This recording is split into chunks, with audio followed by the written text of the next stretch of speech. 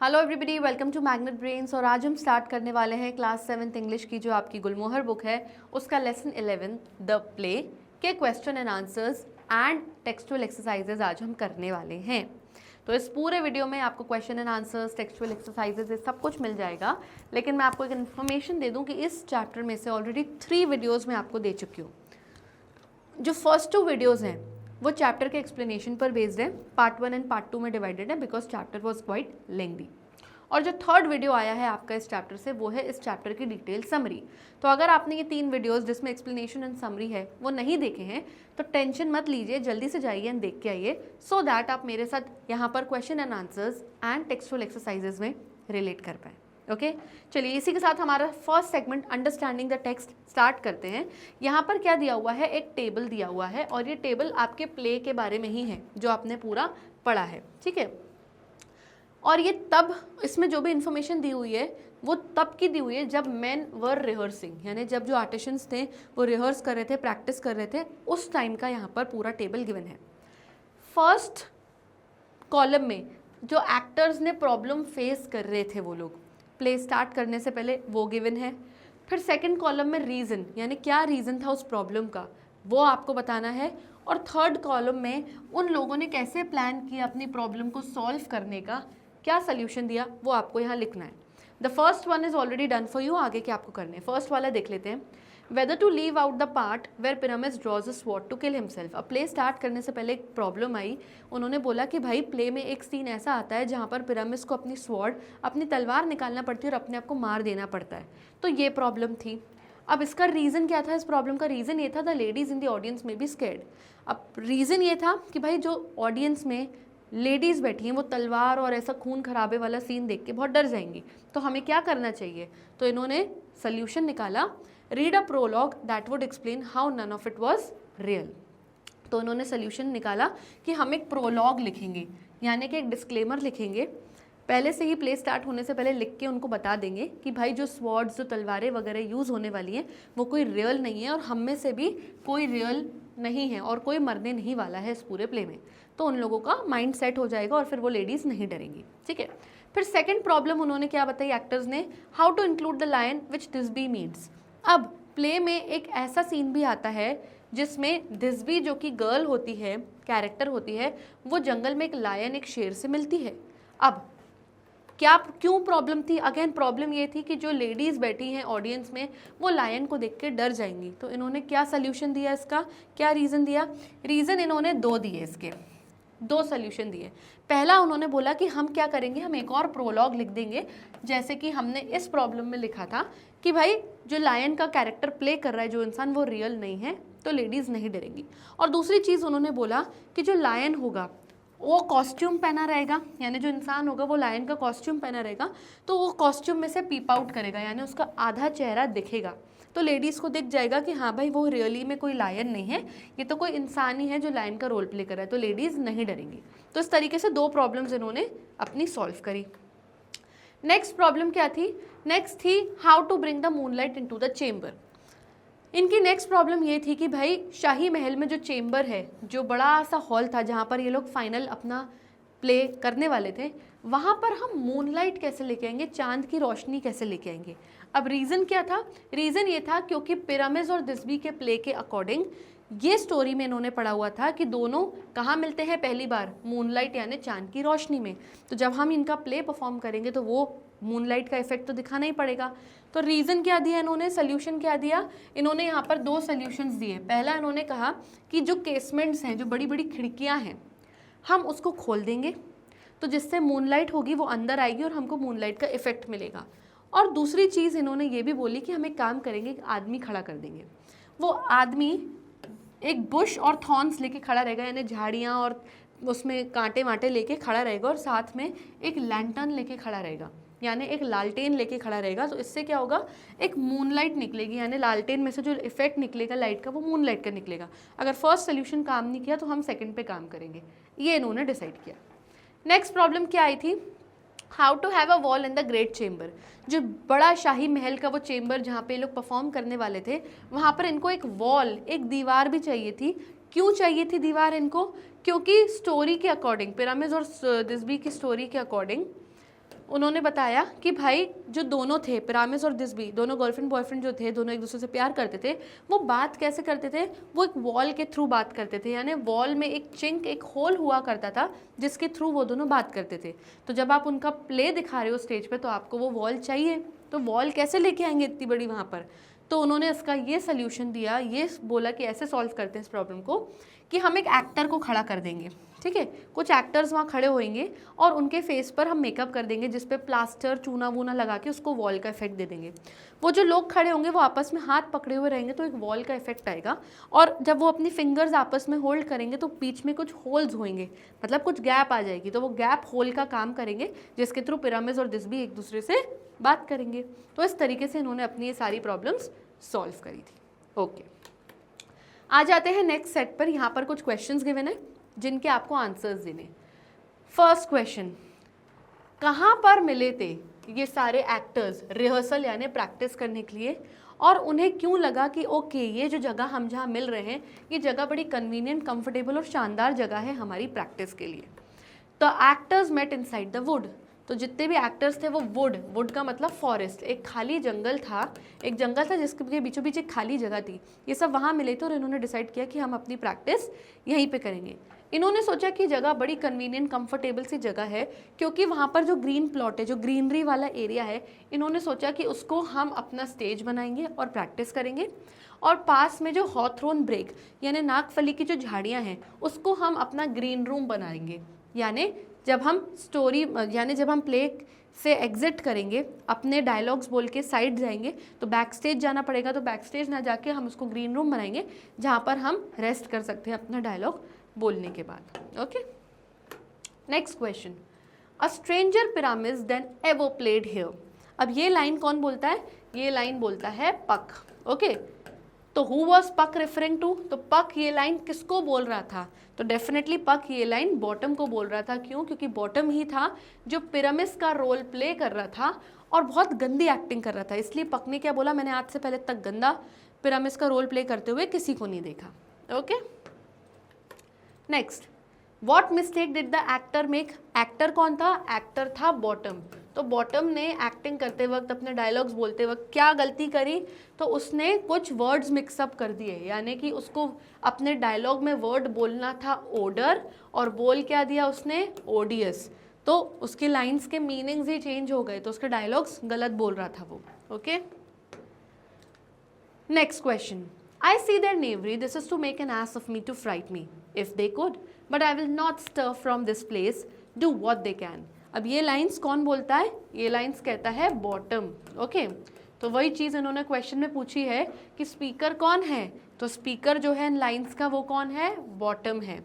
Why did he think the others were making an ass of him, उसको क्यों लगा कि दूसरे उसको गधा समझ रहे हैं और उसको बेवकूफ़ बना रहे हैं, तो इसीलिए उसको लगा क्योंकि पक जो कि परियों के राजा ओबरॉन का कौन था, हैंडीमैन था, राइट हैंड था, उसके पास मैजिकल पावर्स थी जिसकी वजह से उसने बॉटम को चेंज कर दिया था, उसको इंसान का चेहरा हटा के उसका डोंकी का चेहरा लगा दिया था, head of an ass, ass यानी कि डोंकी। ओके, जब वो सीन में दोबारा से एंटर करता है तो इस बार जब वो लौटा था तो सब लोग उसको देखकर बहुत डर गए थे क्योंकि उसका सर एक डोंकी का सर था जो कि पक ने अपनी मैजिकल पावर्स के थ्रू चेंज कर दिया था, तो सब उसको देख के डर के वहाँ से भाग गए, और वो एक एक करके आ रहे थे उसको ये बताने के लिए कि भाई तुम पूरी तरीके से बदल चुके हो, लेकिन बॉटम उनकी बात पर बिलीव ही नहीं कर रहा था, उसको समझ ही नहीं आ रहा था क्योंकि वो खुद को देख ही नहीं पा रहा था, उसे ये नहीं पता था कि मेरा जो हेड है वो एक डोंकी का लग गया है सच में, उसको लग रहा था कि ये लोग मुझे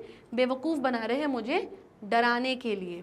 okay, next question, was the speaker frightened, जो स्पीकर था यानी जो बॉटम था क्या वो डरा, तो नहीं, पहले वो बिल्कुल भी नहीं डरा था, लेकिन ये बाद में वो डरा था कि हाँ जो बॉटम था वो डर गया था क्योंकि उसको समझ ही नहीं आ रहा था कि क्या हो रहा है, ये लोग क्यों इतना स्ट्रेंज और इतना अजीब बिहेव कर रहे हैं, मुझे देखकर डर रहे हैं और यहाँ से भाग के जा रहे हैं, तो पहले वो नहीं डरा था लेकिन बाद में उसको बड़ा अजीब सा डर लग रहा था।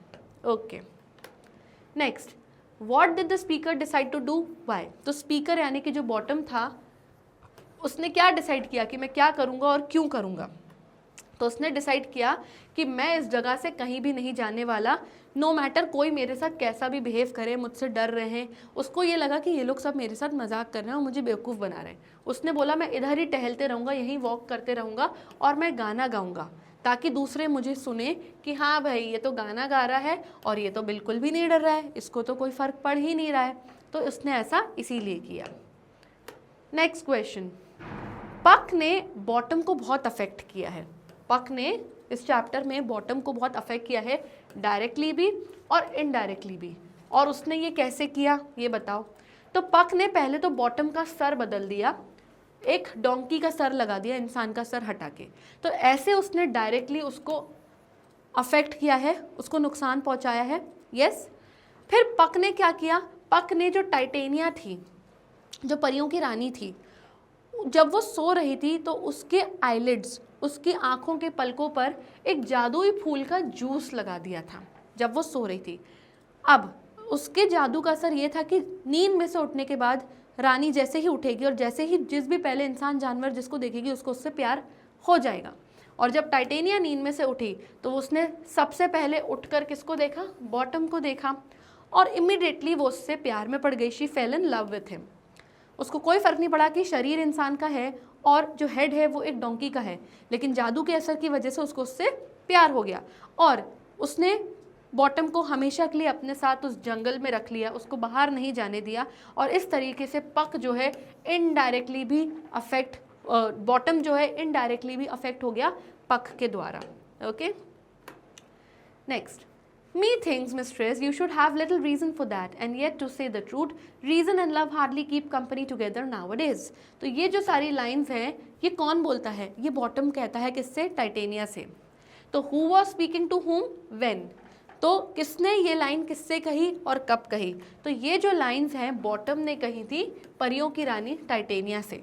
उसने इससे ये लाइंस तब कही थी जब टाइटेनिया कहती है कि भाई मुझे तुमसे प्यार है, तो बॉटम उससे कहता है कि भाई तुम मुझसे प्यार करने लगी हो तो एटलीस्ट तुम्हारे पास कोई रीज़न, कोई वजह तो होनी चाहिए मुझसे प्यार करने की, तुम ऐसे कैसे मुझसे प्यार कर सकती हो। ठीक है, तो इसीलिए उसने उसको ये बोला।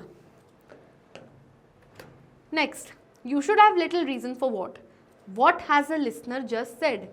जैसे ही बॉटम ने ये बात बोली कि तुम्हारे पास इसका कोई रीज़न तो होना चाहिए, कोई वजह तो होनी चाहिए कि तुम मुझसे प्यार करती हो, तो उस टाइम पर लिसनर ने क्या बोला था। तो सबसे पहले तो हमें पता होना चाहिए कि लिसनर कौन है।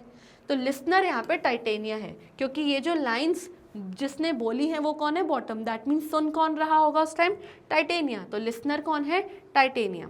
तो जो लिसनर टाइटेनिया है उसने ये बोला कि भाई बॉटम मैं तुमसे प्यार में पड़ गई हूँ, तुम मुझे बहुत अच्छी लगती हो। तो इस बात के रिप्लाई में बॉटम ने कहा था कि भाई तुम्हारे पास कोई रीज़न, कोई एटलीस्ट वजह तो होनी चाहिए मुझसे प्यार में पड़ने के लिए, कि ऐसे ही तुम मुझसे प्यार करने लगी। Okay, what did the speaker mean by reason and love hardly keep company. इस लाइन का क्या मतलब है जो स्पीकर यानी बॉटम बोल रहा है, तो इसका मतलब ये है कि लव रेयरली फॉलोज रीज़न और लॉजिक। यानी अगर आज की दुनिया में, आज की डेट में किसी को किसी से प्यार होता है तो प्यार में इंसान कोई रीज़न नहीं देखता, ना ही कोई लॉजिक देखता है कि हाँ भाई मैं इससे क्यों प्यार कर रहा हूँ, या मुझे कोई फ़ायदा है इससे प्यार करके, या मेरा कोई फ्यूचर है। आज की डेट में ये सब कोई नहीं देखता, किसी को भी किसी से प्यार हो जाता है और लोग शादी कर लेते हैं। Okay, next, be kind and courteous to this gentleman. अब ये लाइन जो है वो परियों की रानी टाइटेनिया अपने सर्वेंट से कहती कि इस जेंटलमैन बॉटम से बहुत काइंड और अच्छे से रहना। तो कौन से जेंटलमैन को यहाँ पर रेफर किया जा रहा है, किसकी बात हो रही है, तो जाहिर सी बात है बॉटम की बात हो रही है। और वो बॉटम से प्यार करती है, इसलिए अपने नौकर चाकर से कह रही है कि भाई इसको कोई दिक्कत नहीं होनी चाहिए, इसके साथ तुम लोग काइंड रहना, जिस चीज़ की इसको ज़रूरत हो इसको हाजिर करके देना। Okay, how should Titania's fairies be kind and courteous to him. अब टाइटेनिया की जो फेरीज थी यानी जो उसके नौकर चाकर थी, वो कैसे काइंड और कर्टियस रहेंगी बॉटम से, यानी ऐसा क्या करेंगी उसके लिए कि भाई बहुत लग्जरी ट्रीटमेंट दे रही हैं उसको। तो टाइटेनिया ने बॉटम के लिए बोला, टाइटेनिया ने बॉटम से बोला कि भाई जो मेरी परियां हैं, जो मेरी सर्वेंट्स वगैरह हैं, वो तुम्हें अटेंड करेंगी, यानी तुम्हारी खातिरदारी करेंगी। वो समुद्र की गहराइयों से तुम्हारे लिए जूल्स यानी सोने चांदी हीरे मोती ये सब लेकर आएंगी, और जब तुम अपने फूलों के बिस्तर पर मेरे यहाँ सोओगे, तो वो तुम्हारे लिए गाने भी गाएंगी।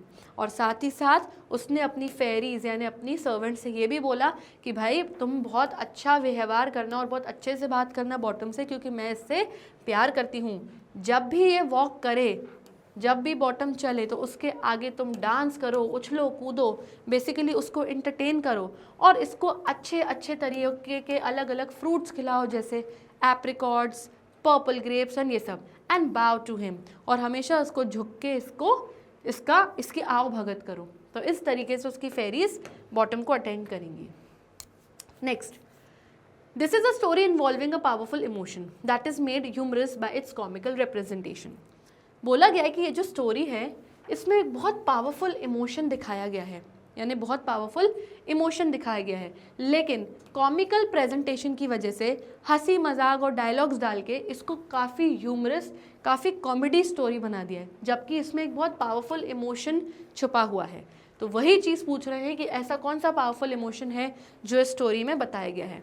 So the powerful emotion is love. Basically chapter प्यार के बारे में है कि पहले बॉटम माने पिरामिस और तिस्बी को एक दूसरे से प्यार होता है, और जब बॉटम बदल जाता है यानी उसका चेहरा एक डोंकी का हो जाता है, तो क्या होता है, उसकी गर्लफ्रेंड जो कि उससे इतना प्यार करती थी तिस्बी, वो उसको छोड़ के चली जाती है। और कौन प्यार करने लगता है उसको? परियों की रानी टाइटेनिया।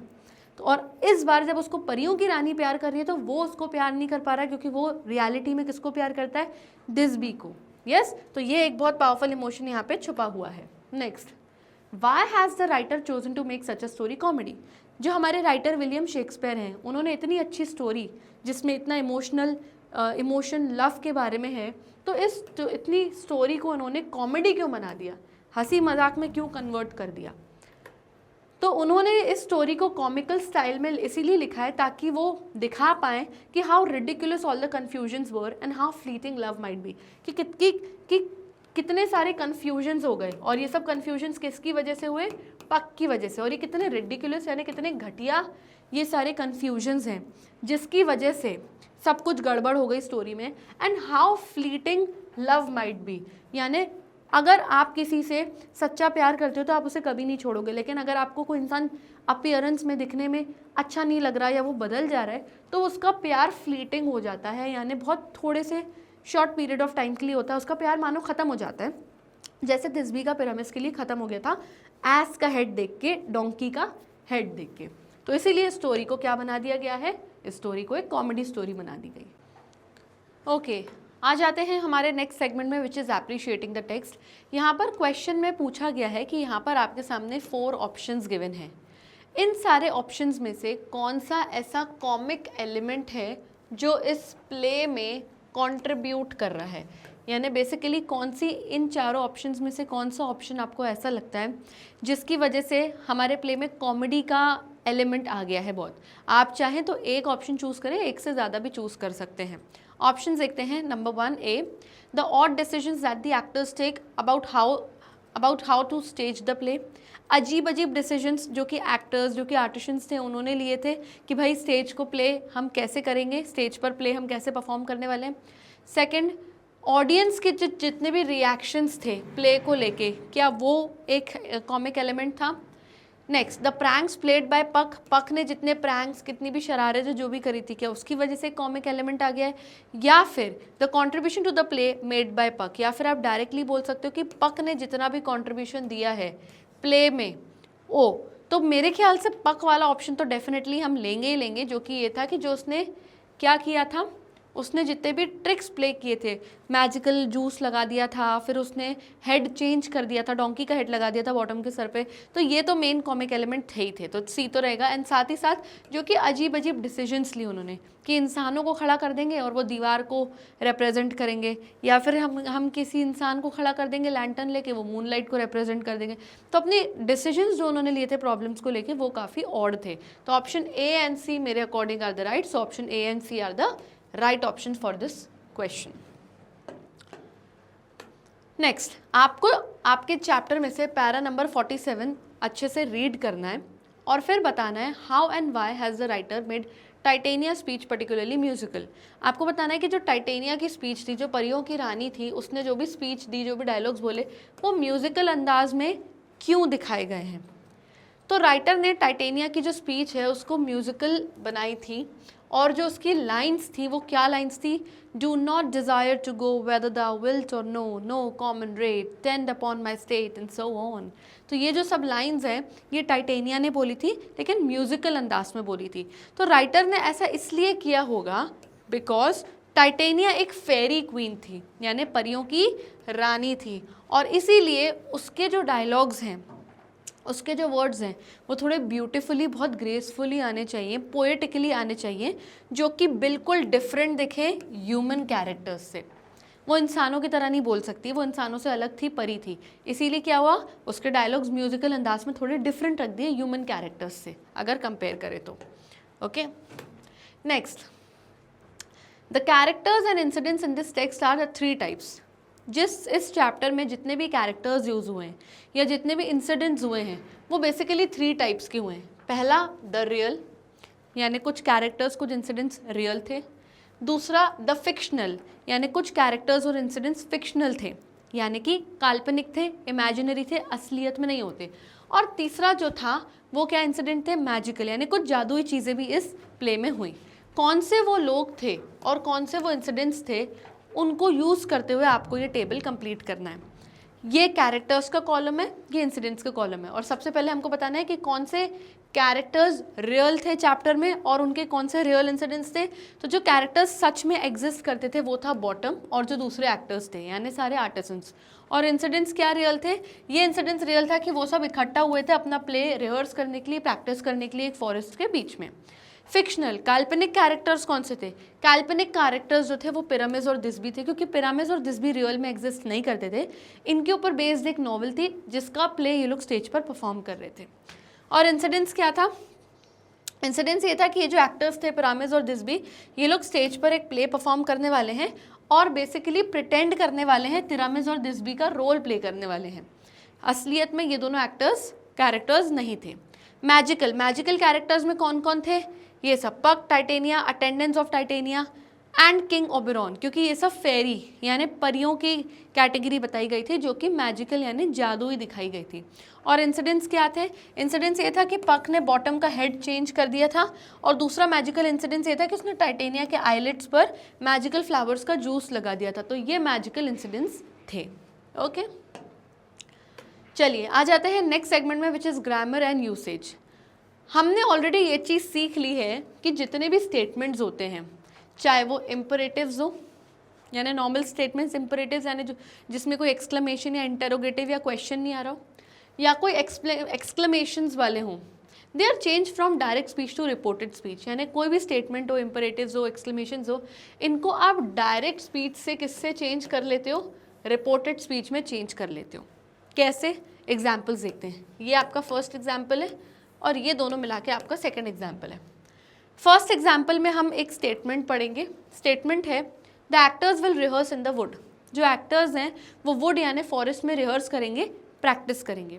अगर इसी को हमें क्वेश्चन फॉर्म में, इंटेरोगेटिव में चेंज करना हो तो कैसे करेंगे? Will the actors rehearse in the would? क्या एक्टर्स वुड में रिहर्स करेंगे? Question mark. तो हमने एक स्टेटमेंट को क्वेश्चन में चेंज कर दिया। अगेन सेकेंड एग्जाम्पल देखते हैं। स्टेटमेंट है पक परफॉर्म्स अ मैजिक ट्रिक। पक ने एक मैजिक ट्रिक, एक जादुई ट्रिक परफॉर्म करी। इसी को अगर क्वेश्चन फॉर्म में चेंज करना हो तो व्हाई डज द पक परफॉर्म अ मैजिक ट्रिक? पक ने मैजिक ट्रिक क्यों परफॉर्म करी? Question mark. तो हमने क्या किया? हमने स्टेटमेंट को क्वेश्चन यानी डायरेक्ट से रिपोर्टेड स्पीच में कन्वर्ट किया हमने। ठीक है। The question in each case above is form by inverting the position of the subject and the verb. यानी जो दोनों क्वेश्चंस हैं, यानी जिस स्टेटमेंट का हमने क्वेश्चन बनाया इन दोनों एग्जाम्पल्स में, उसमें हमने क्या किया? उसमें हमने सब्जेक्ट और वर्ब की पोजीशन चेंज कर दी, या फिर पहले हमने ऑक्सिलरी या फिर हेल्पिंग वर्ब लगा दिया शुरुआत में, यानी हमने विल लगा दिया तो हमने एक ऑक्सिलरी वर्ब यूज़ कर दिया, एक मॉडल वर्ब भी यूज़ कर दिया। The actors will say sentence start हो रहा था, लेकिन जब क्वेश्चन में कन्वर्ट किया तो विल द एक्टर्स, और इस तरीके से उसका क्वेश्चन कन्वर्ट हुआ।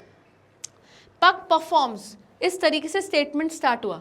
व्हाई डज द पक परफॉर्म? इस तरीके से हमने कन्वर्ट कर दिया इसको किसमें? क्वेश्चन फॉर्म में, सब्जेक्ट और वर्ब की पोजीशन चेंज करके। When however such a question becomes a part of reported speech, तो मतलब जब हमने क्वेश्चन में कन्वर्ट किया तो ये क्वेश्चन रिपोर्टेड स्पीच का पार्ट बन गया, यानी कि जो सब्जेक्ट और वर्ब था या बेसिकली जो ऑक्सिलरी वर्ब था वो वापस अपनी सेम पोजीशन में चले जाएंगे स्टेटमेंट फॉर्म में जब उल्टे होंगे, यानी जब डायरेक्ट स्पीच में आएंगे। फॉर एग्जाम्पल अब यहाँ देखते हैं, the king asked if the actors would rehearse in the wood. राजा ने पूछा कि क्या एक्टर्स रिहर्स करेंगे वुड में, प्रैक्टिस करेंगे। तो द एक्टर्स वुड, तो बेसिकली द एक्टर्स जो कि आपका सब्जेक्ट है और वुड जो कि क्या है आपका ऑक्सिलरी मॉडल वर्ब है, उसकी पोजीशन हमने चेंज कर दी यहाँ पर, और इस तरीके से हमने डायरेक्ट स्पीच से रिपोर्टेड स्पीच में कन्वर्ट किया। Second example, the reader asked why Puck performed a magic trick. Reader ने पूछा कि पक ने मैजिक ट्रिक क्यों परफॉर्म करी। ओके, अब यहाँ पे पक क्या है, सब्जेक्ट, परफॉर्म्ड यानी ये क्या है, वर्ब, इसकी पोजीशन चेंज करी यानी स्टार्टिंग में ले आया एंड पक परफॉर्म से आपका सेंटेंस स्टार्ट होएगा एंड सो ऑन। ओके, ये क्यों होता है, क्योंकि a reported question is a subordinate clause, it is now a report not a question. क्योंकि जो रिपोर्टेड स्पीच के क्वेश्चंस होते हैं वो सबऑर्डिनेट क्लॉज होते हैं, सबऑर्डिनेट क्लॉज यानी जो मेन क्लॉज नहीं होते हैं, और वो अब रिपोर्ट हो जाएंगे, क्वेश्चन नहीं कहलाएंगे, क्योंकि क्वेश्चन नहीं, क्वेश्चन मार्क में कन्वर्ट नहीं हो रहे हैं ना वो, इसलिए वो रिपोर्ट से अब क्या बन जाएंगे, रिपोर्ट बन जाएंगे, क्वेश्चन नहीं बन जाएंगे। फर्स्ट एग्जांपल में हमने देखा था कि वो क्वेश्चन फॉर्म में थे, बाद में अब क्वेश्चन नहीं, वो भी एक रिपोर्ट फॉर्म में है। अब इसी पे बेस्ड आपकी एक एक्सरसाइजेज हैं, यहाँ पर कुछ सेंटेंसेज दिए हैं, make sentences with subordinate clauses from these phrases and questions. यहाँ पर कुछ फ्रेजेस कुछ क्वेश्चंस दिए हैं, आपको सबऑर्डिनेट क्लॉजेस यूज करके कुछ सेंटेंसेस बनाने हैं। The first one is already done for you. Okay, first question क्या बोला गया है, the student wanted to know, student जानना चाहता था, और ब्रैकेट में दे दिया है how can I remember this formula, कि मैं ये फॉर्मूला कैसे याद कर सकता हूँ। तो आपको सेंटेंस क्या बनाना है, the student wanted to know how she could remember that formula, कि कैसे वो ये फॉर्मूला याद कर सकती है। इसने शी यूज़ किया है, शी की जगह ही भी आप यूज़ कर सकते हो क्योंकि कुछ एज सच मेंशन नहीं है। नेक्स्ट, सारा वंडर्ड, सारा आश्चर्य कर रही थी, is there a gym in the locality, क्या हमारी लोकेलिटी घर के आसपास कोई जिम है। तो Sara wondered if there was a gym in the locality, yes, तो ये वॉज हो गया, पास्ट टेंस में कन्वर्ट हो गया। अगर यहाँ भी आप देखोगे तो कैन किस में कन्वर्ट हो गया, कुड में कन्वर्ट हो गया, यस, पास्ट में कन्वर्ट हो जाता है reported speech. Next, Shreyas could not understand why did the students look so sad, तो Shreyas could not understand why the students looked so sad. तो अब यहाँ पर लुक किस में कन्वर्ट हो गया, लुक्ड में हो गया, यानी पास्ट में कन्वर्ट हो गया। Okay, next, he wondered sadly how would his grandparents feel when he left the village, तो he wondered sadly how his grandparents would feel when he left the village। तो यहाँ पर भी क्या हुआ, यहाँ पर भी उन्होंने चेंज कर दिया पास्ट टेंस में एंड रिपोर्टेड स्पीच आपकी प्रिपेयर करी। Next, Sunil had to know would the teacher reveal the news in the school assembly, तो Sunil had to know if the teacher would reveal the news in the school assembly. तो again यहाँ पर भी would use करके क्या हुआ, past में convert करके रिपोर्टेड स्पीच बन गई। ओके, चलिए आ जाते हैं हम हमारे नेक्स्ट क्वेश्चन पे। This incidence tells us how does the loss of a school become the loss of a neighbourhood, तो this incidence tells us how does the loss of a school becomes the loss of a neighbourhood, कि ये incident हमें बताता है कि एक school के नुकसान से पूरे नेबरहुड का नुकसान कैसे हुआ, और ये बन गया reported speech. Next, the interviewer, interviewer कौन, जो किसी का इंटरव्यू लेता है, आस्क्ड द डांसर, उसने डांसर से पूछा why is dance so important to you, कि डांस आपके लिए इतना इंपॉर्टेंट क्यों है। The interview asked the dancer why dance was so important to her, तो यहाँ पर आ गया वॉज पास्ट में कन्वर्ट करके रिपोर्टेड स्पीच। ओके, चलिए आ जाते हैं नेक्स्ट सेगमेंट में। यहाँ पर कुछ सेंटेंसेज हैं वो रीड करने को बोला गया है। फर्स्ट देखते हैं, did William Shakespeare write the play a midsummer night's dream, yes, question पूछा है कि क्या विलियम शेक्सपियर ने ये प्ले लिखा है जिसका नाम है अ मिडसमर नाइट्स ड्रीम, तो इसका आंसर क्या है, यस, कि हाँ उसने लिखा है, यानी इस क्वेश्चन का आंसर क्या आया, yes.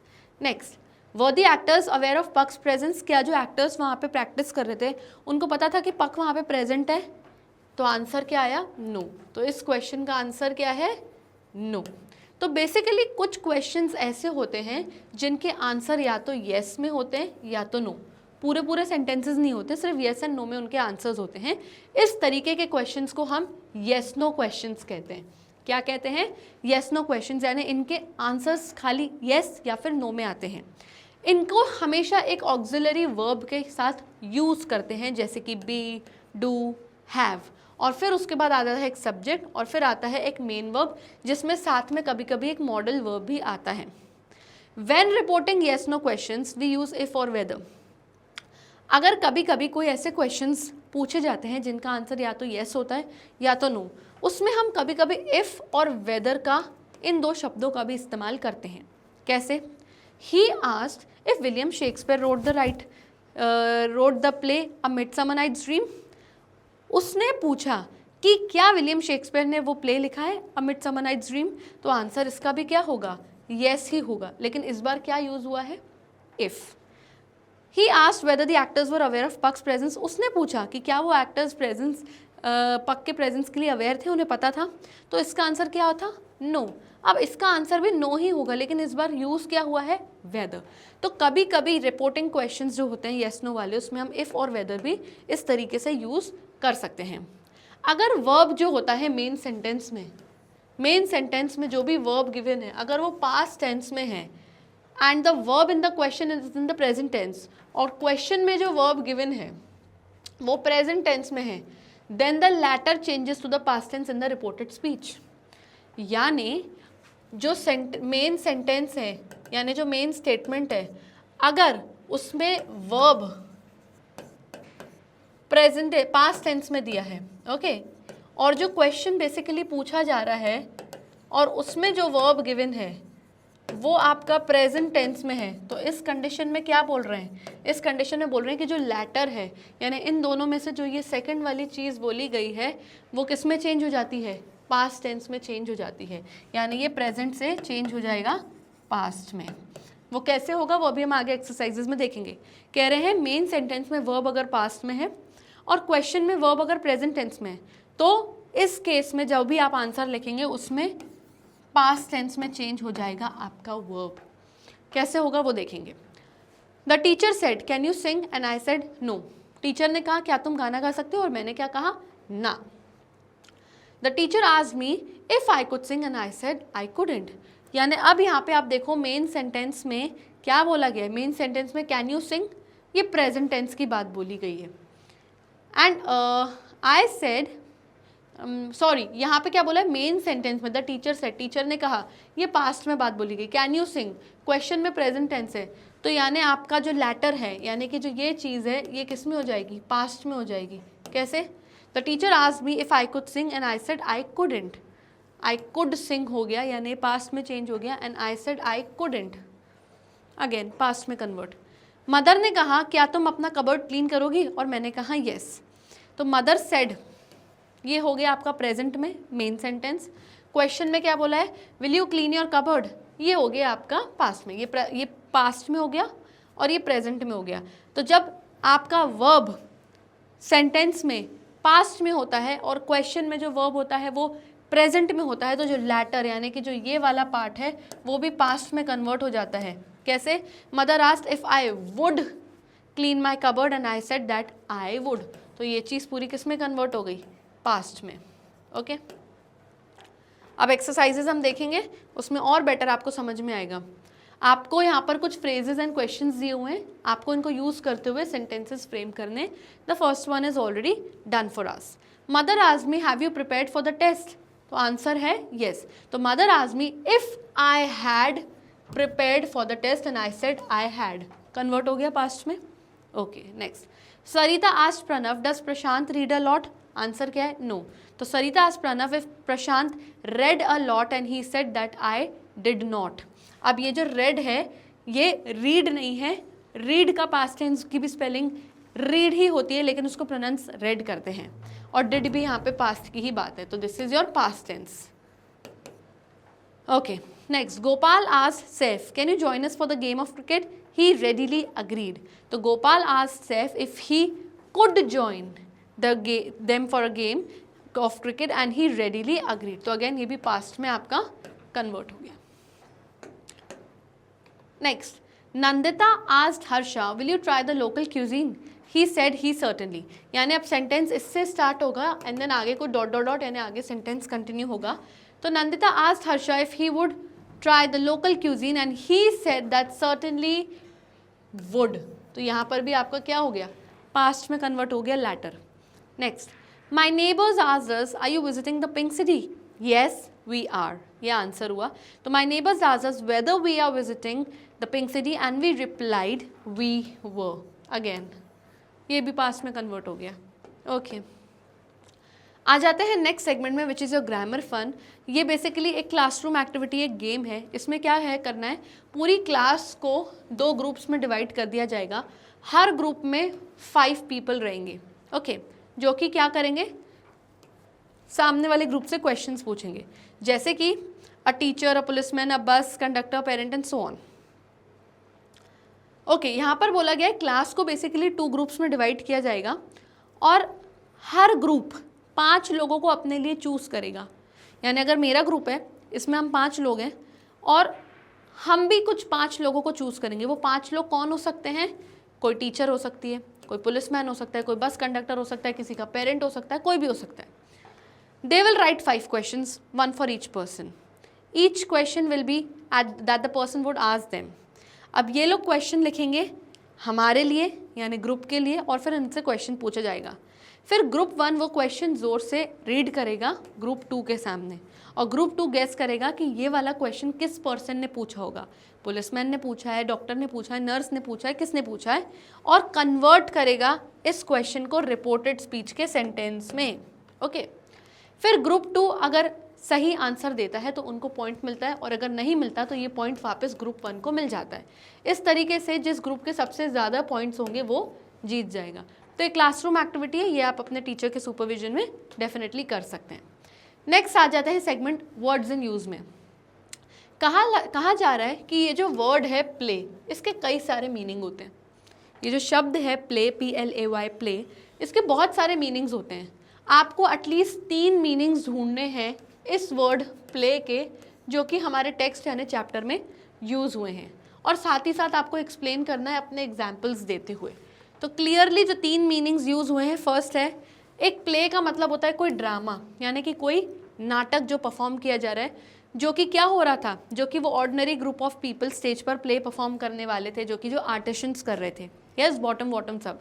Next, to play a role, कभी कभी हम किसी के रोल को प्ले करते हैं. यहाँ पर भी रोल का प्ले मतलब है कि आप किसी रोल को इनैक्ट कर रहे हो. जैसे बॉटम पिरामिस का रोल प्ले कर रहा था, पिरामिस का रोल उसका नाटक में प्ले परफॉर्म कर रहा था, तो Bottom was going to play the role of Pyramus. Next, to play a trick, जब आप किसी पर कोई ट्रिक प्ले करते हो, यानी जब आप किसी पर कोई चालाकी लगाते हो, जैसे पक ने चालाकी लगाई थी बॉटम के ऊपर. यस, कोई प्रैक्टिकल जोक करते हो, जैसे कि पक plays a trick on the bottom. तो यहाँ पे 3 अलग अलग एक ही वर्ड के 3 डिफरेंट मीनिंग्स दे दिए गए हैं जो कि चैप्टर में यूज हुए हैं. चलिए नेक्स्ट आ जाते हैं. यहाँ पर कुछ सेंटेंसेस गिवन है और सेंटेंस के बाद आपको 2 ऑप्शंस दिए हैं. अब आपको क्या करना है, आपको सेंटेंस पढ़ना है. सेंटेंस में आपको एक हाईलाइटेड वर्ड मिलेगा, ठीक है. उस हाईलाइटेड वर्ड का जो सही मीनिंग है वो इन 2 ऑप्शंस में से आपको एक ऑप्शन पर टिक मार्क लगा के चूज करना है. फिर क्या करना है, make a sentence using the other meaning of the same word, यानी जो ऑप्शन टिक नहीं हुआ है उस ऑप्शन का मीनिंग यूज़ करते हुए आपको सेंटेंस बनाना है. कैसे, आइए first one is already done for you, देखते हैं. सेंटेंस पढ़ते हैं. I paid the shopkeeper with a 50 rupee note, मैंने शॉपकीपर को, दुकानदार को एक 50 रुपये का नोट दिया. अब यहाँ पे हाईलाइटेड वर्ड क्या है, नोट. नोट का क्या मीनिंग होता है, वो सही मीनिंग आपको इन 2 ऑप्शंस में से गेस करना है. पहला है शॉर्ट लेटर और अ मैसेज, जब आप छोटा सा लेटर या एक छोटा नोट, एक मैसेज लिख के किसी को देते हो, क्या यहाँ पर नोट का मीनिंग ये है, नहीं. Next, piece of paper used as money, एक पीस ऑफ पेपर जिसको आप पैसे की तरह यूज़ करते हो, क्या वो नोट होता है, यस. तो हमने क्या किया, ऑप्शन बी को टिक कर दिया. अब जो टिक नहीं हुआ है वो क्या नहीं टिक हुआ है, ऑप्शन ए टिक नहीं हुआ है. तो जो सेंटेंस बनेगा वो ऑप्शन ए पर बनेगा, नोट पे ही. I left a note for my mother saying I may be late, मैंने एक नोट लिख के छोड़ दिया अपनी मम्मी के लिए, ये बताते हुए कि आज शायद मैं लेट हो जाऊँ. तो यहाँ पे जो नोट का मीनिंग है उस नोट का मीनिंग यूज़ करते हुए आपको सेंटेंस बनाना है. ओके चलिए आगे के अब हम खुद करेंगे. Will it be fair to celebrate without all the members of the team? क्या ये बात सही होगी, फेयर होगी कि हम सेलिब्रेट कर लें अपनी जीत बिना दूसरे टीम के मेंबर्स के बिना ही? तो फेयर यहाँ पे क्या है, हाईलाइटेड है। सही मीनिंग क्या है, फाइन एंड ब्राइट कि just and correct? Just and correct. अब सेंटेंस किस पे बनेगा, फाइन एंड ब्राइट पे। यस, तो it is a lovely fair day for a picnic, यानी कि आज का दिन बहुत प्यारा सुनहरा है पिकनिक के लिए, ब्राइट एंड फेयर डे है। Next, it is your turn to throw the dice now. अब ये तुम्हारी टर्न है कि तुम पासा फेंको, डाइस फेंको। टर्न, अब यहाँ पे टर्न का मतलब क्या है, तुम्हारी चांस है। एन अपॉर्चुनिटी और अ चांस, अ बेंड और अ कॉर्नर। टर्न करना यानी कॉर्नर में टर्न लेना, तो ये तो वो मीनिंग नहीं है, तो क्लियरली ऑप्शन ए आंसर है, यानी सेंटेंस बनेगा बी पर। तो be careful while driving around the next turn, it's very risky. अगले टर्न पर बहुत केयरफुल रहो क्योंकि जो टर्न आने वाला है वो काफ़ी रिस्की है। ओके, तो बी वाले पे हमने सेंटेंस बनाया। चलिए next, mother will be so angry if she saw the state of my desk. माँ बहुत ज़्यादा एंग्री, गुस्सा होगी अगर उन्होंने मेरी डेस्क की स्टेट देखी, यानी मेरी डेस्क की कंडीशन देखी कि बहुत फैला हुआ है। तो one of the areas into which a country is divided, क्या स्टेट का मतलब ये है कि जब कंट्री को अलग अलग स्टेट्स में डिवाइड कर देते तो क्या वो उस स्टेट की बात हो रही है? नो, कंडीशन की बात हो रही है। तो ऑप्शन भी राइट ऑप्शन है, ए पर आपका सेंटेंस बनेगा। My friends family has moved from here to the neighbouring state. मेरी फ्रेंड की फैमिली यहाँ से शिफ्ट होके पास वाली स्टेट में शिफ्ट हो गई है। तो यहाँ पे स्टेट का मीनिंग ए से कनेक्ट करके सेंटेंस बनाया। Next, what kind of a play is a midsummer night's dream. किस तरीके का प्ले है ये जो प्ले है अ मिडसमर नाइट ड्रीम, तो किस टाइप का है या गुड नेचर्ड? काइंड यहाँ में गुड नेचर्ड का बोला गया क्या? नहीं, व्हाट काइंड यानी व्हाट टाइप, तो ए इज द राइट ऑप्शन और सेंटेंस बनेगा बी पे। The kind gentleman feeds the stray animals every day. जो गुड नेचर्ड यानी काइंड एनिमल है वो स्ट्रे एनिमल्स यानी सड़क पर रहने वाले जानवरों को रोज कुछ ना कुछ फीड करता है, उनको खाना खिलाता है। ओके,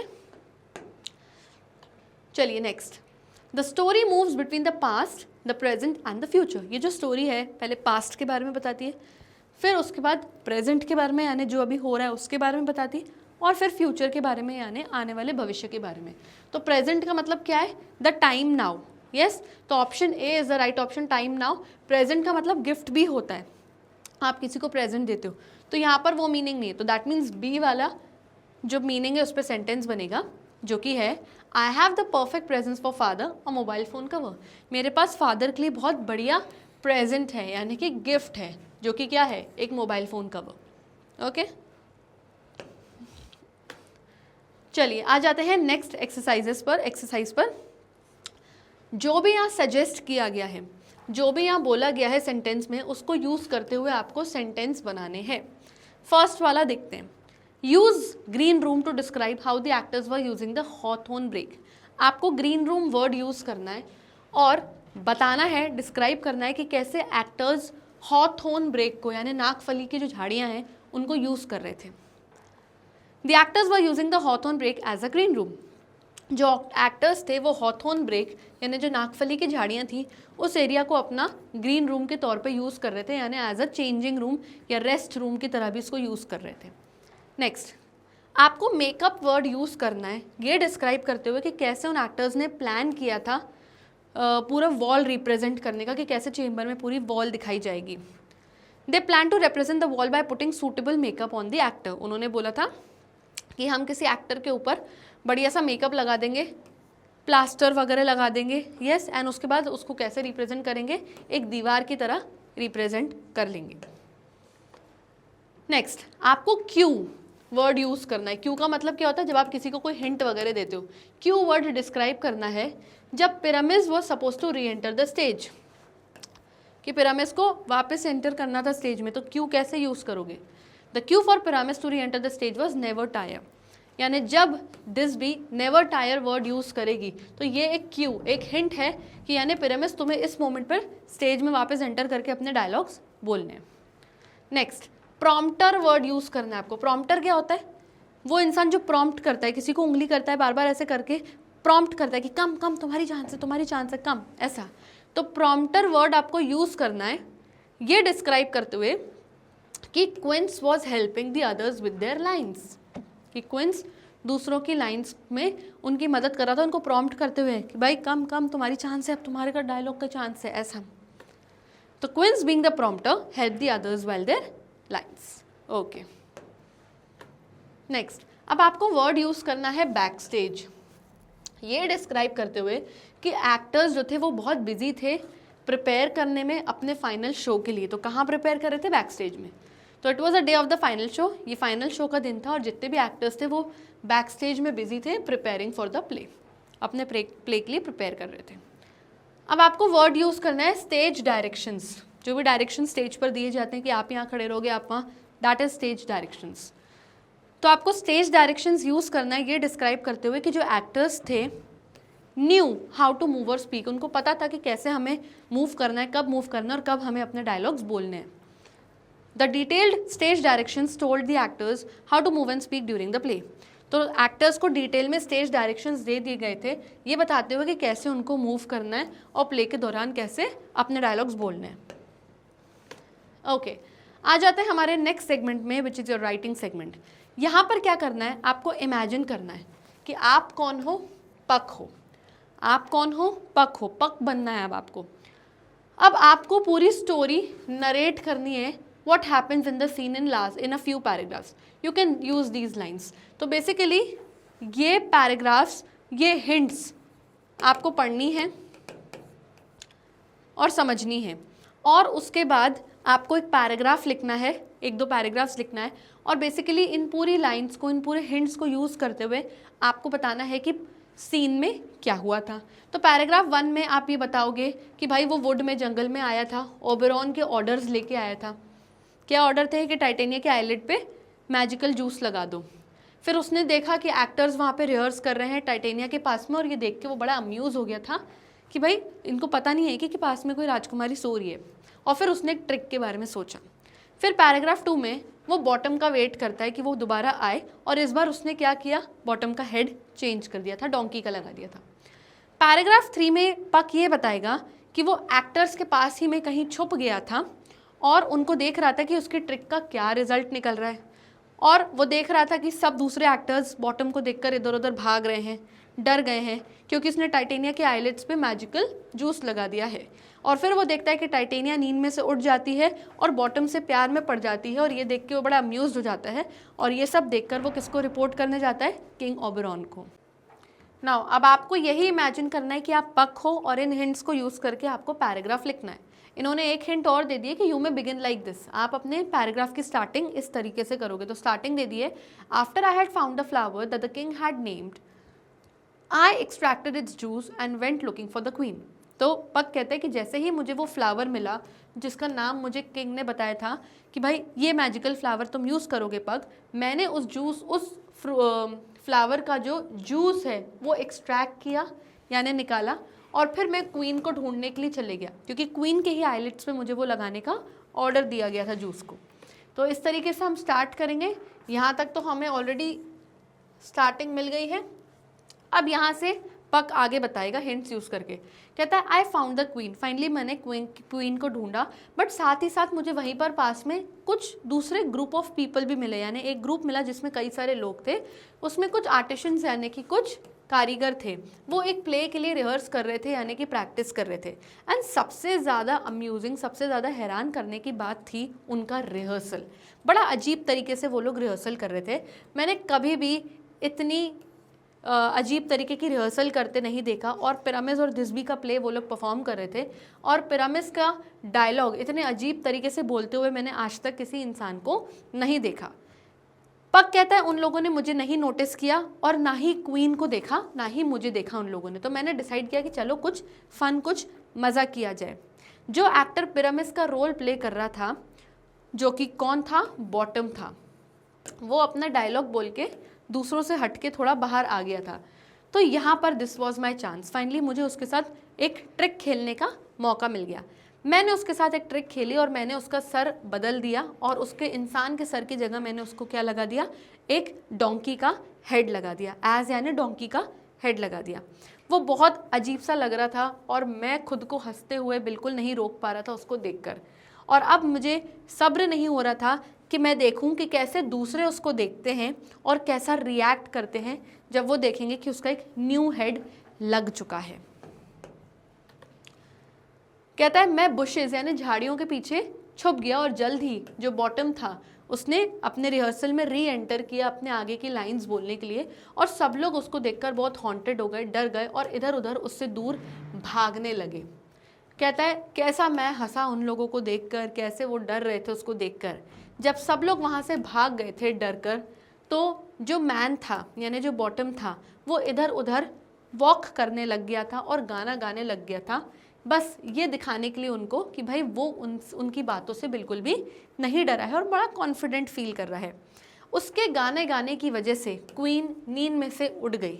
ऑलरेडी मैं पहले ही उनके आईलिड्स पर वो मैजिकल जूस लगा चुका था, तो जैसे ही वो उठी पहला इंसान उसने किसको देखा, बॉटम को देखा, और वो उससे प्यार में पड़ गई। और ये मैन कौन था, ये मैन और कोई नहीं बल्कि बॉटम ही था जिसका सर एक डोंकी का हेड का था। अब क्वीन को ऐसे इंसान से प्यार हो गया और वो उससे बात करना स्टार्ट करती है क्वीन। फिर पक कहता है कि मैंने सोचा कि चलो मैं जाता हूँ और किंग ओबेरॉन को इन सब चीज़ों के बारे में बताता हूँ कि हम अपने प्लान में सक्सेस हो गए हैं और मेरी दोनों ट्रिक्स जो मैंने प्ले करी उसमें भी हम सक्सेस हो गए। तो कहता है फिर मैं चुपचाप उस जगह छोड़ के चले गया, चकलिंग टू माई सेल्फ यानी खुद मन ही मन हंसते हुए चले गया कि क्या हो गया, मेरा मैजिक इतना वो हो गया कि क्वीन को एक डोंकी के हेड वाले इंसान से प्यार हो गया। Okay, and with this we come to the end of this session. I hope आपको क्वेश्चन एंड आंसर्स बहुत अच्छे से समझ में आ गए होंगे। वीडियो चाहे तो आप यूट्यूब पर देख सकते हैं, वहाँ ना मिले तो वेबसाइट पर जाइए जहाँ पर आपको हमारे सभी top courses, e notes, e books मिल जाएंगे एंड इनकी लिंक्स आपको हमारे डिस्क्रिप्शन बॉक्स में मिल जाएगी। तब तक लिए stay tuned, bye bye and take care.